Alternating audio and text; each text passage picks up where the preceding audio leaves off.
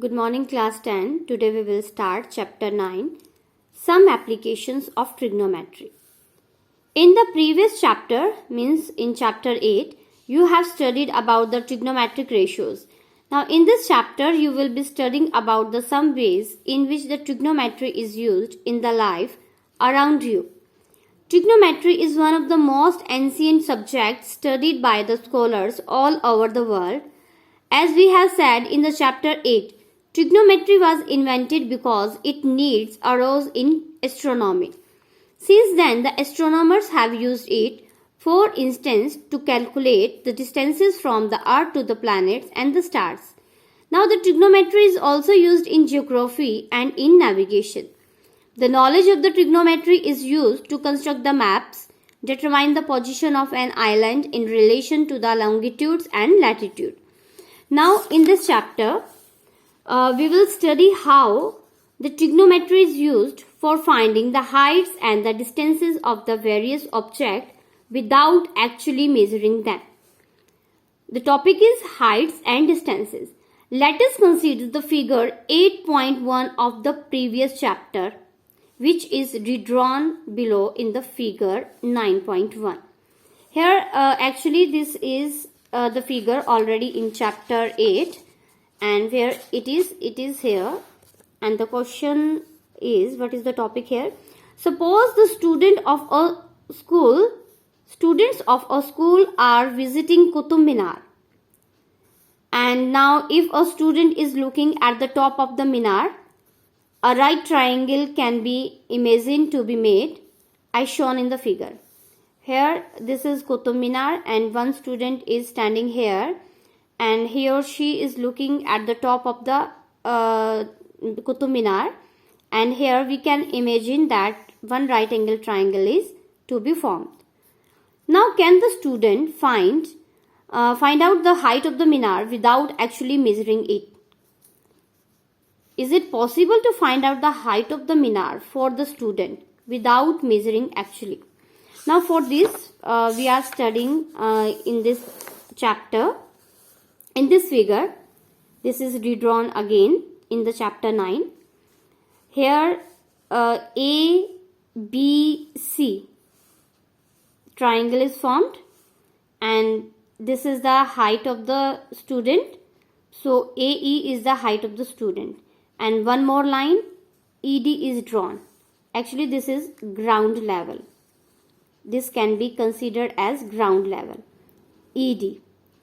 And AB is the horizontal level, which is parallel to the ground level. So we can consider ABC as a right angle triangle. We are taking this line from the eye of the student, and horizontal level is also which is parallel to the ground level, but from the eye of the student. Now in this figure, the line AC, here AC line is this. The line AC drawn from the eye of the student to the top of the Minar is called the line of sight. Here from the eye of the student to the top of the Minar, this line is called the line of sight. The student is looking at the top of the Minar. The angle BAC, this angle means the angle between the line of sight and the horizontal level. I have called it horizontal level, and this is ground level. Horizontal level is parallel to the ground level. Now the angle BAC so formed by the line of sight with the horizontal is called the angle of elevation of the top of the Minar from the eye of the student. This angle is called angle of elevation. Here the figure is redrawn again.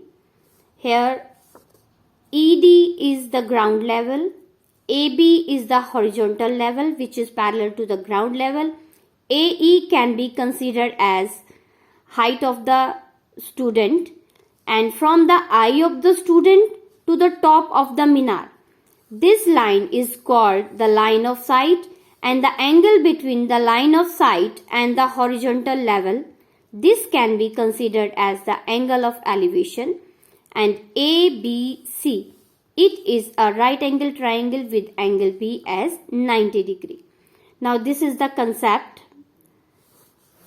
Here, thus we can say the line of sight is the line drawn from the eye of the observer to the point in the object viewed by the observer, and the angle of elevation of the point viewed is the angle formed by the line of sight with the horizontal when the point being viewed is above the horizontal level.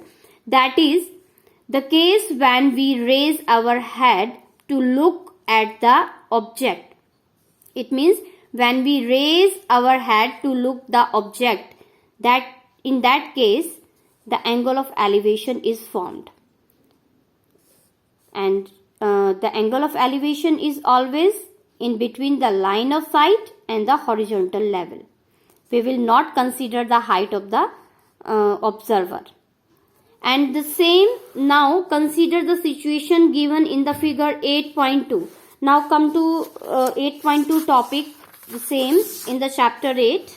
Here, suppose a girl is sitting on the balcony of her house located on the bank of the river. Now here is a river, and on the bank of the river there is a house. On the balcony of the house, one girl is standing or sitting. Suppose a girl is sitting on the balcony of her house located at the bank of the river. She is looking down. Now this time she is looking down. In the previous question, the student was looking up. In this situation, looking down at the flower pot placed on the stairs of the temple situated nearby the other bank of the river.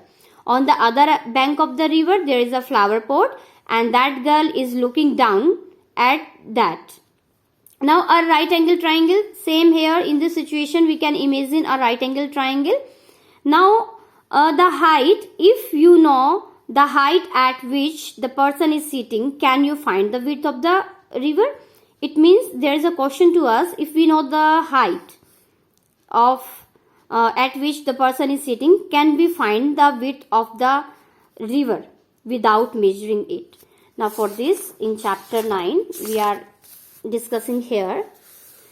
Now consider the situation as in 8.2, the figure is again drawn here. The girl sitting on the balcony is looking down at the flower pot placed on the stair of the temple. In this case, the line of sight is below the horizontal level. See, this is a ground level. I can consider it as a ground level. And in the last part also we have taken the horizontal level from the eye of the observer and parallel to the ground level. So here the horizontal level is above the angle of depression and the line of sight, whatever it be. So here we can consider the horizontal level here below the horizontal level. The angle so formed by the line of sight with the horizontal level is called the angle of depression. Now here, from the eye of the observer to the object, the line, the same, it is called the line of sight. As in the previous situation, the same, from the eye of the observer to the object, the line drawn is the line of sight. And here the horizontal level, and the angle between the horizontal level and the line of sight, this angle is called the angle of depression. As in this, the angle between the line of sight and the horizontal, it is angle of elevation, and this is called angle of depression. Now what is the difference between the two? Actually, angle of depression is formed when we look from the top to the bottom, and angle of elevation is formed when we look from bottom to top. This is the difference. Otherwise, both are formed between the line of sight and the horizontal line. Here also the line of sight and horizontal line, in between them both angles make. Now the angle of depression of a point on the object being viewed is the angle formed by the line of sight with the horizontal when the point is below the horizontal level. And that is the case when we lower our head to look at a point. In this situation, we have to lower our head, and in this situation, we have to raise our hand. This is the difference between the two. But if horizontal line is parallel to the ground level, so we can consider angle of depression here also. Because both the lines are parallel, this can be considered as a transversal line, and these are the alternate interior angle. So again, we can put both the angles same in this right angle triangle. Now, you may identify the line of sight and the angle so formed. We can identify the angle line of sight and the angle in both situations. Now, here, if you want to find the height CD of the minar without actually measuring it, for this, CD is the height of the minar. If we want to find its height without actually measuring, so what information do you need? You would need to know the following three. First, the distance DE at which the student is standing from the foot of the minar. The distance DE. It means we must know about the distance. How much for the student is standing from the foot of the minar. First thing, we must know this. Second, the angle of elevation. It means angle BAC of the top of the minar. Angle BAC. We must know this angle of elevation. And the third, the height AE of the student. Height AE. This must know.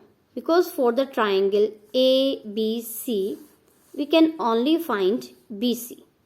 And BC is not the height of the minar. Height of the minar is CD. And here BD is equal to AE. And AE is the height of the student. So for finding the height of minar, we must know the distance DE, the angle of elevation, and the third one AE. Now, assuming the above three conditions are known, how can we determine the height of the minar?